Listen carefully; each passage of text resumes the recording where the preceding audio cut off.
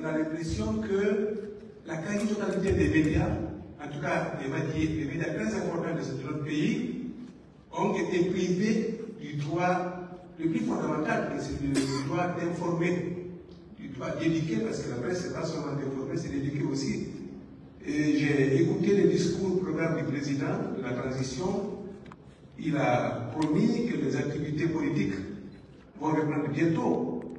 J'étais très content, mais j'attendais qu'ils nous disent notre sort, nos journalistes, qu'ils nous disent que les médias qui sont là, qui sont fermés aussi, vont reprendre les activités politiques.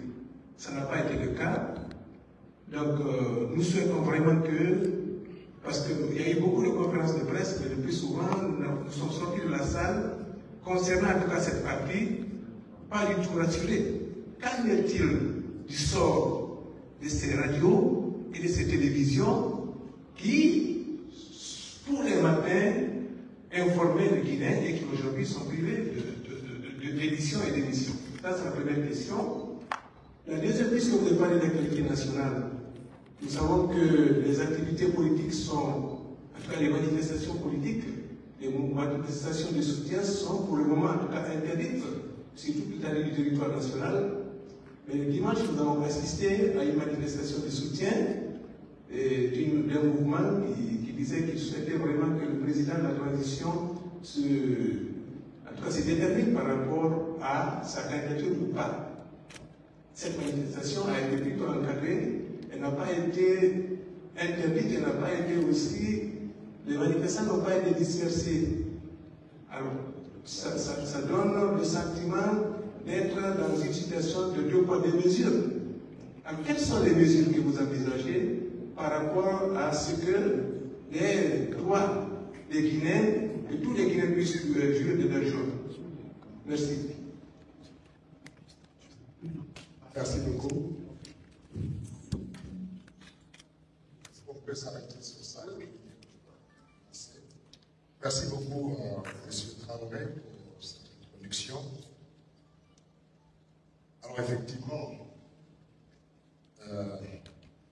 il y a un certain nombre d'entreprises, d'entités qui s'auto-censurent. Cela n'est pas du fait de l'État, il y a aussi une forme de crise latente qui s'écoule. Et les médias ici et les médias ailleurs, la ramification des annonceurs chez vous ou dans la presse de façon générale n'est pas un fait de presse. Nous continuons à faire appel à la presse, à annoncer là-bas des entreprises publiques qui sont en activité de le faire. Je suis d'un département qui est très présent dans les médias. La Société Navale, la Marine Manchane, moi je ne vais pas ouvrir un de vos sites où je ne vois pas les annonces de les sociétés qui relèvent du ministère des Transports ou des sociétés qui relèvent de tout ministère. Après, derrière, on n'a pas tous les mêmes budgets, on n'a pas tous les mêmes obligations.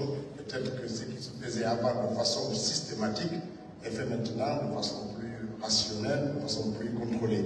Donc ce n'est pas un fait de prince qui amène tel ou tel à refuser de faire des annonces. Ça, ce serait un peu trop rapide pour nous. Néanmoins, le fait de vous inviter ici, d'échanger avec vous, de décliner devant vous ce que nous pensons de votre métier et de votre secteur d'activité était peut-être un message d'encouragement pour nous dire, pour dire à tout le monde que la presse n'est pas une institution de paria en République de Guinée. Et je ne pense pas qu'on puisse avoir une meilleure expression que celle de voir le porte-parole du gouvernement, au nom du gouvernement, dire que vous êtes dans une activité qui est complémentaire aux activités que nous menons en tant que gouvernement et donc vous êtes un segment d'information important. Cela me permet de poursuivre sur l'intervention de M. Bakr.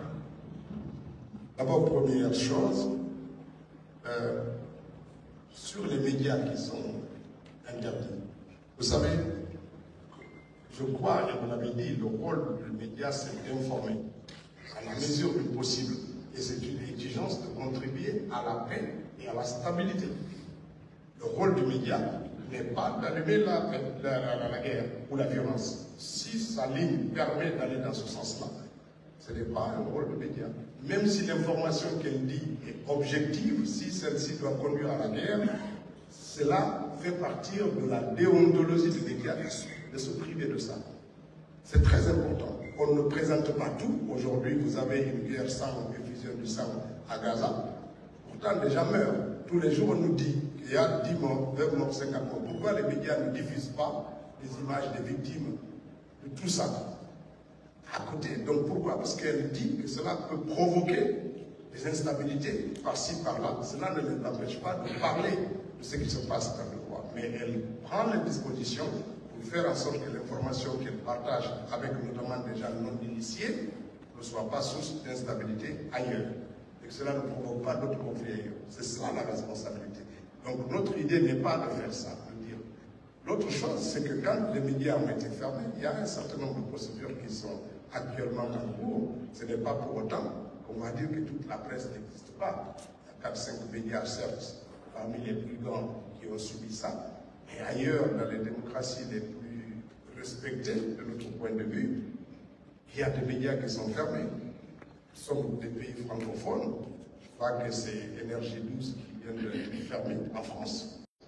Ça ne fait pas l'actualité des journaux. Donc dans tous les pays du monde, ça arrive que les médias soient en difficulté avec la stabilité, avec la paix, et qu'ils fassent l'objet de ce type de retrait. Parce que quand on donne l'agrément, on le donne aussi accompagné d'un certain nombre d'exigences. Donc l'objectif, ce n'est pas d'avoir un pays sans critique, un pays sans analyse, un pays sans liberté de parler. C'est de dire que tout ça peut s'exercer en tenant compte de notre contexte, de notre vivre ensemble de situation. Si on ne tient pas compte de ça et qu'on se dit, c'est un fait, je le traduis tel quel, que la grille brûle ou pas, alors à ce moment-là, on s'écarte un peu de notre segment, de votre métier, qui est celui de la responsabilité. Voilà notre rôle. Donc, c'est de rappeler sans cesse cela, et cela pour les médias comme pour les acteurs politiques. Cette question-là est essentielle. Ça permet de dire, les manifestations, moi je l'ai dit tantôt, hein, c'est peut-être un peu trop rapide, je préfère un pays sans manifestation en Guinée si la manifestation doit finir par un drame. Quelle que soit la victime, je préfère qu'il n'y ait pas de drame et de dire ok, je ne respecte pas la liberté d'expression ou de politique, la liberté d'expression politique, mais je préserve les vies humaines. Je préfère ça que de dire j'autorise l'exercice de liberté politique et après chaque exercice de cette liberté-là, je dois compter les victimes. Il faut qu'on sache ce qu'on est, ce que nous faisons, ce qui est dans notre pays. On a compté suffisamment de victimes. Ce pays a enregistré suffisamment de drames. Il faut à un moment donné stabiliser, arrêter ça, pour qu'on expérimente d'autres modes d'exercice de liberté. Tous les pays ne choisissent pas l'expression dans la rue. Ça ne les empêche pas d'être des pays stables et qui se développent.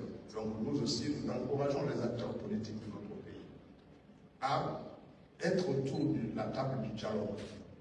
La table du dialogue, chacun viendra avec ses exigences et nous le discuterons autour. C'est lorsqu'il n'y a pas d'espace de dialogue qu'on choisit que le recours à la rue soit une expression ultime, soit un choix ultime. En attendant, le président de la République l'a réaffirmé, la porte du Premier ministre est ouverte, nous sommes disposés à écouter, à échanger et à dialoguer avec tous les acteurs politiques et sociaux de ce pays. Nous vous encourageons aussi à inviter les Guinéens à les pousser dans ce sens. Faisons cet exercice-là, on verra que ça peut produire des résultats plus durables, plus solides et mieux pour notre vivre ensemble. Parce qu'à chaque victime crée un fossé dans les relations de vivre ensemble de nos sociétés, que nous voulons combler maintenant. Nous voulons arrêter ça et faire en sorte que les Guinéens soient parlés. Voilà l'objectif. Maintenant, nous les encourageons dans ce sens-là. Cela ne veut pas dire que la liberté n'est pas reconnue, mais je veux dire qu'il faut l'exercer en tenant compte des situations. Lorsque ça finit, aujourd'hui, il y a des endroits dans notre pays, la simple idée de dire qu'il y a manifestation, personne d'entre vous ne parle là. Tous ceux qui habitent là-bas rentrent le soir à 16h, ils sont calfeutrés chez eux, le matin ils ne sortent pas. Vous le vivez, je le vis. Nous le vivons tous ici. Le simple fait de dire qu'il y a manifestation demain, il y a des endroits où vous ne partez plus. Ça veut dire votre liberté même de circuler. C'est 2 jours avant qu'elle est menacée et c'est 3 jours après que vous pouvez regarder la fenêtre, est-ce que je peux encore emprunter cette voie ou cette rue. Donc faisons en sorte qu'il y ait la paix, que quand on dira demain manifester, que les gens comprennent qu'ils peuvent sortir sans que cela ne vous effraie. C'est cela la réalité. Quand on dit manifestation, souvent c'est 2 jours avant qu'on commence à avoir des violences. Moi j'ai vu il n'y a pas longtemps une image la veille d'une manifestation, on s'est attaqué à un taxi, hein, retirer les objets des gens, c'était filmé carrément par, je ne sais pas si c'était un média qui l'avait diffusé, c'était un amateur, mais on a vu ça. Et donc il faut faire attention que l'exercice de liberté ne vienne pas compliquer le vivre ensemble. Voilà ce que nous souhaitons pour la Guinée, et voilà ce sur quoi nous travaillons avec